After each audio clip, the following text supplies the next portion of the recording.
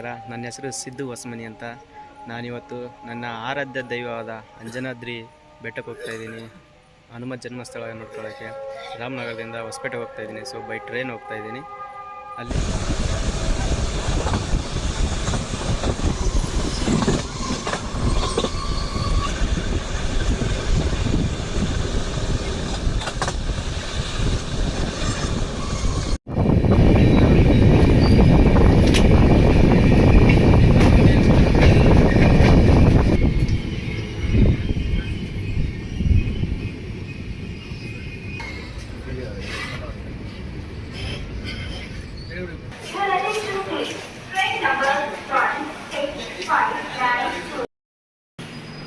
Hi, hello, good morning.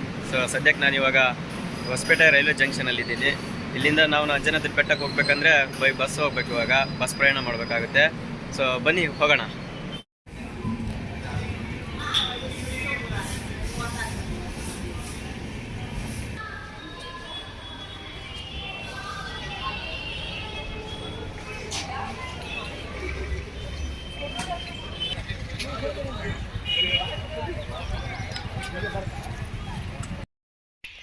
ಇದು Hosapete bus stand. ನಾವು ಇಲ್ಲಿಂದ ಗಂಗಾವತಿ ಬಸ್ ಹತ್ಕೊಂಡು ಹೋಗಬೇಕು. ಗಂಗಾವತಿ ಬಸ್ ಹತ್ಕೊಂಡು ಹೋಗ್ಬಿಟ್ಟು ಕಡೆ ಬಾಗಿಲು ಅಂತ ಒಂದು ಊರು, ಆ ಕಡೆ ಬಾಗಿಲು ಆ ಊರಲ್ಲಿ ಇಳ್ಕೊಬೇಕು ನಾವು. ಅಲ್ಲಿ ಇಳ್ಕೊಂಡು ಆಮೇಲೆ ಅಂಜನಾದ್ರಿ ಬೆಟ್ಟಕ್ಕೆ ಬೈ ಆಟೋ ಹೋಗಬೇಕು. ನಾನಿವಾಗ ಬಸ್ಸಲ್ಲಿ ಇಳ್ಕೊಂಡು ಕಡೆ ಬಾಗಿಲು ಕ್ರಾಸಿಂದ ಆಟೋದಲ್ಲಿ ಅಂಜನಾದ್ರಿ ಬೆಟ್ಟಕ್ಕೆ ಹೋಗ್ತಾಯಿದ್ದೀನಿ. ನೀವು ನೋಡ್ತಾ ಇರ್ಬೋದು, ರೈಟ್ ಸೈಡಲ್ಲಿ ಒಂದು ದೂರದಲ್ಲಿ ಒಂದು ಬೆಟ್ಟ ಕಾಣಿಸ್ತಿದಿಲ್ಲ, ಅದೇ ಅಂಜನಾದ್ರಿ ಬೆಟ್ಟ. ಸೊ ನಾವು ಇನ್ನೇನು ಕೆಲವೇ ನಿಮಿಷಗಳಲ್ಲಿ ನಾವೀಗ ಅಂಜನಾದ್ರಿ ಬೆಟ್ಟದ ಮುಂದೆ ಪ್ರತ್ಯಕ್ಷ ಆಗ್ತೀವಿ. ಸೊ ಅಲ್ಲೇ ಹೋಗ್ಬಿಟ್ಟು ನಾವು ನೋಡೋಣ ಬನ್ನಿ ಬೆಟ್ಟ ಹೇಗಿದೆ ಅಂತ. ನಾವೀಗ ಅಂಜನಾದ್ರಿ ಬೆಟ್ಟದ ಕೆಳಗಡೆನೇ ಇದ್ದೀವಿ. ನಾವು ಕುತೂಹಲದಿಂದ ಕಾಯ್ತಿದ್ದ ಆ ಬೆಟ್ಟ ನೋಡೋಕ್ಕೆ ಈಗ ತಯಾರಾಗಿ ನಿಂತ್ಕೊಂಡಿದ್ದೀವಿ. ನೋಡಿ, ಈಗ ತೋರಿಸ್ತಾ ಇದ್ದೀನಿ, ಆ ಬೆಟ್ಟನೇ ಅಂಜನಾದ್ರಿ ಬೆಟ್ಟ. ಇಲ್ಲಿಂದ ಸ್ವಲ್ಪ ಬ್ಲರ್ರಾಗಿ ಕಾಣಿಸ್ತಾ ಇದೆ. ಸೊ ಮೇಲುಗಡೆ ಹೋಗ್ಬಿಟ್ಟೆ ಚೆನ್ನಾಗಿ ನೋಡ್ಕೊಳ್ಳೋಣ ಬನ್ನಿ. ಅಲ್ಲಿ ಹೋಗ್ಬಿಟ್ಟು ತೋರಿಸ್ತೀನಿ ನಿಮಗೆ ಬೆಟ್ಟ ಹೇಗಿದೆ ಅಂತ. ನಾವೀಗ ಬೆಟ್ಟ ಹತ್ತುವ ಎಂಟ್ರೆನ್ಸಲ್ಲೇ ಇದ್ದೀವಿ. ಆರ್ಚ್ ಕಾಣಿಸ್ತಾ ಇದೆಯಲ್ಲ, ಈ ಆರ್ಚಿಂದನೇ ನಾವು ಒಳಗಡೆ ಹೋಗಬೇಕು. ಅಲ್ಲಿಂದ ಮೆಟ್ಲುಗಳು ಸಿಗ್ತವೆ. ಮೆಟ್ಲು ಹತ್ಕೊಂಡು ಮೇಲೆ ತುದಿಗೆ ಹೋಗಬೇಕು. ನೋಡಿರಿ, ವ್ಯೂ ಎಷ್ಟು ಚೆನ್ನಾಗಿ ಕಾಣಿಸ್ತಾ ಇದೆ. ಇಲ್ಲಿಂದ ಬೆಟ್ಟ ಎಲ್ಲ ಪೂರ್ತಿಯಾಗಿ ಕಾಣಿಸ್ತಾ ಇದೆ. ಮೇಲ್ಗಡೆ ಧ್ವಜ ಹಾರಾಡ್ತಿದ್ದಾವಲ್ಲ, ನಾವು ಅಲ್ಲೋಗಿ ಸೇರಬೇಕು. ಸೊ ಅಲ್ಲೋಗಿ ಸೇರಬೇಕಂದ್ರೆ ನಾವು ಫಸ್ಟ್ ಮೆಟ್ಲಿಂದನೇ ಹತ್ತಕ್ಕೆ ಸ್ಟಾರ್ಟ್ ಮಾಡಬೇಕು. ಸೊ ಬನ್ನಿ ಹೋಗೋಣ.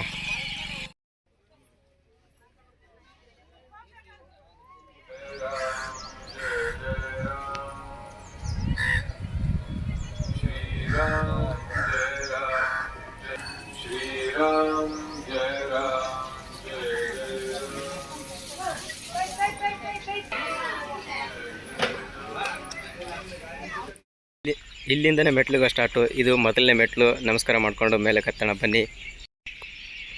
ಒಟ್ಟು 575 ಮೆಟ್ಲುಗಳಿವೆ. ನಾವು ಇವಾಗ ಮೊದಲನೇ ಮೆಟ್ಲಿಂದ ಸ್ಟಾರ್ಟ್ ಮಾಡ್ಕೊಂಡು ಹತ್ತಾ ಇದ್ದೀವಿ. ಸೊ ಎಲ್ಲ ಮೆಟ್ಲುಗಳು ಹತ್ತೋಷ್ಟರಲ್ಲೇ ನಮ್ಮ ಎನರ್ಜಿ ಎಲ್ಲ ಹಾಳಾಗೋಗಿರುತ್ತೆ. ಸೊ ಆದ್ರೂ ದೇವ್ರ ಕೃಪೆ ಪಾತ್ರರಾಗಬೇಕಂದ್ರೆ ನಾವು ಹತ್ತಲೇಬೇಕು. ಸೊ ಬನ್ನಿ ಹೋಗೋಣ.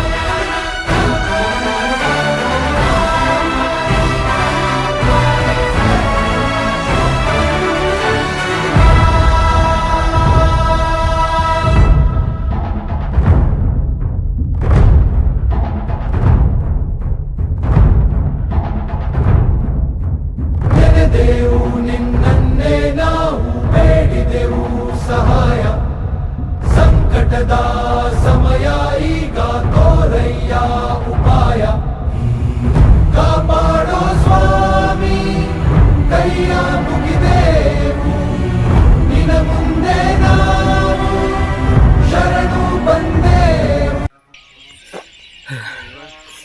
ಇವಾಗ 200 ಮೆಟ್ಲು ಹತ್ತಿದ್ವಿ. 200 ಮೆಟ್ಲು ಹೆಂಗೂ ಕಂಪ್ಲೀಟ್ ಆಯಿತು. ಇನ್ನೂ ತುಂಬ ಮೆಟ್ಲುಗಳು ಹತ್ತಬೇಕಂದ್ರೆ. ಸೊ ಇದು ಮೂಲತಃ ಹನುಮನ ಜನ್ಮಸ್ಥಳ ಅಂತಲೇ ಪ್ರಸಿದ್ಧಿ ಪಡೆದಿದೆ ಈ ಬೆಟ್ಟ. ಉತ್ತರ ಭಾರತದಲ್ಲಿರುವ ಅಯೋಧ್ಯೆ ಮತ್ತು ಕರ್ನಾಟಕದಲ್ಲಿನ ಈ ಅಂಜನಾದ್ರಿ ಬೆಟ್ಟಕ್ಕೂ ಪುರಾಣಗಳ ಪ್ರಕಾರ ನಂಟಿದೆ. ಸೊ ಅಂಜನಾ ದೇವಿಯ ಪುತ್ರ ಹನುಮ ಇಲ್ಲೇ ಜನಿಸಿದ ಅಂತ ನಮ್ಮ ಹಿಂದೂ ಪುರಾಣಗಳ ಪ್ರಕಾರ ನಂಬಿಕೆ. ಈ ಬೆಟ್ಟಕ್ಕೆ ಇವಾಗ ದಿನಾಲೂ ಸಾವಿರಾರು ಜನ ಭಕ್ತರು ವಿಸಿಟ್ ಕೊಡ್ತಾರೆ. ಶನಿವಾರ ಮತ್ತು ಭಾನುವಾರ ಅಂತೂ ತುಂಬ ರಶ್ ಆಗಿರುತ್ತೆ. ಬೆಟ್ಟ ಹತ್ತೋಕ್ಕೂ ಇಳಿಯೋಕ್ಕೆ ತುಂಬ ಕಷ್ಟವಾಗುತ್ತೆ.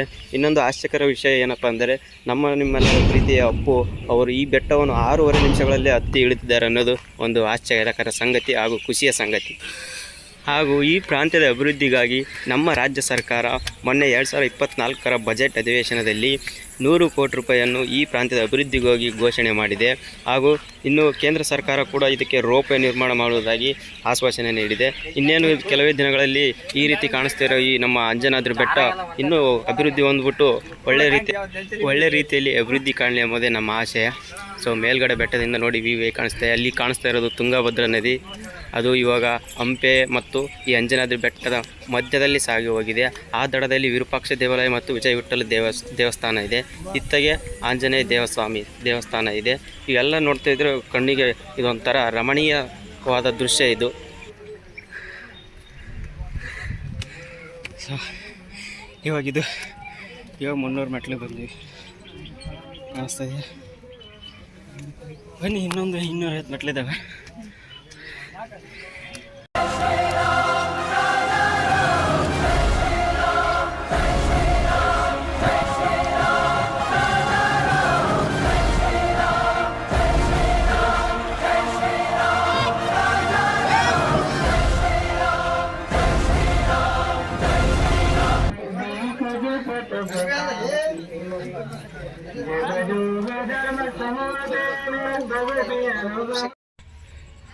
ಫೈನಲಿ ಬೆಟ್ಟದ ತುದಿಗೆ ಬಂದ್ವಿ. ಬೆವರು ಕಿತ್ಕೊಂಡ್ಬರ್ತಾ ಇದೆ, ಸುಸ್ತಾಗ್ತಾ ಇದೆ.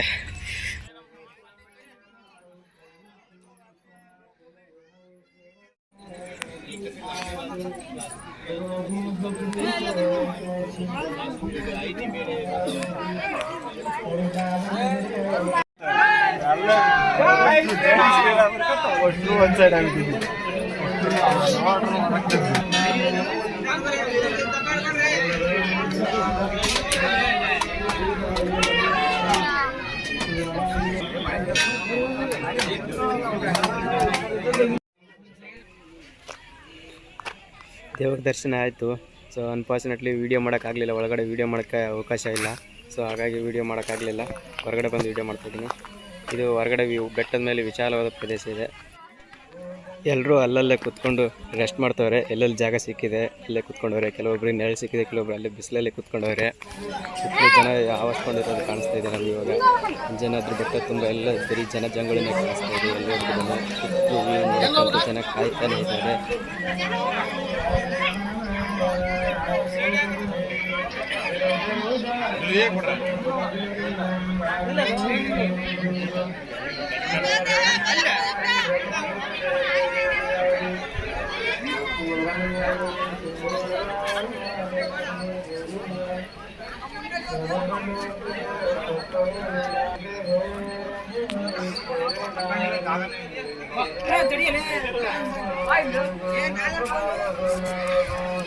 ಈ ವ್ಯೂ ನೋಡೋಕ್ಕೆ ಎಷ್ಟೊಂದು ಖುಷಿ ಕೊಡುತ್ತೆ ನೋಡಿ ಮನಸ್ಸಿಗೆ. ಅಲ್ಲಲ್ಲಿ ಬರೀ ಕಲ್ಲು ಗುಡ್ಡ ಬೆಟ್ಟಗಳ ಮಧ್ಯೆ ಅಲ್ಲಲ್ಲಿ ಹಚ್ಚ ಹಸಿರು ಹಾಗೂ ನದಿ ಹರ್ಕೊಂಡು ಹೋಗಿರೋದು. ಒಂದು ಚಿಕ್ಕ ಕೆನಲ್ ಕೂಡ ಇದೆ ಅಲ್ಲಿ ನಮ್ಗೆ ಕಾಣಿಸ್ತಿರ್ಬೋದು.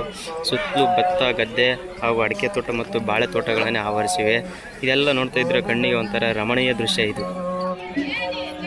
ಇಲ್ಲಿ ಬೆಟ್ಟದ ಮೇಲೆ ಫೋಟೋಶೂಟ್ಗೆ ವ್ಯೂ ಚೆನ್ನಾಗಿದೆ. ಹಂಗಾಗಿ ಜನಗಳು ಇಲ್ಲಿ ಚಿಕ್ಕಪಟ್ಟೆ ವ್ಯೂಸ್ ನೋಡೋಕ್ಕೋಸ್ಕರನೇ ಬರ್ತಾರೆ ಹಾಗೂ ಇಲ್ಲಿ ಫೋಟೋಶೂಟ್ ಮಾಡಿಸ್ಕೊತಾರೆ. ಸೊ ನಿಮಗೂ ಬರಬೇಕು ಅಂತ ಅನಿಸಿದರೆ ಒಂದ್ಸತಿ ಈ ಬೆಟ್ಟಕ್ಕೆ ವಿಸಿಟ್ ಕೊಡಿ. ವಿಡಿಯೋ ಇಷ್ಟ ಆದರೆ ಲೈಕ್ ಮಾಡಿ, ಇಲ್ಲಾಂದರೆ ಡಿಸ್ಲೈಕ್ ಮಾಡಿ.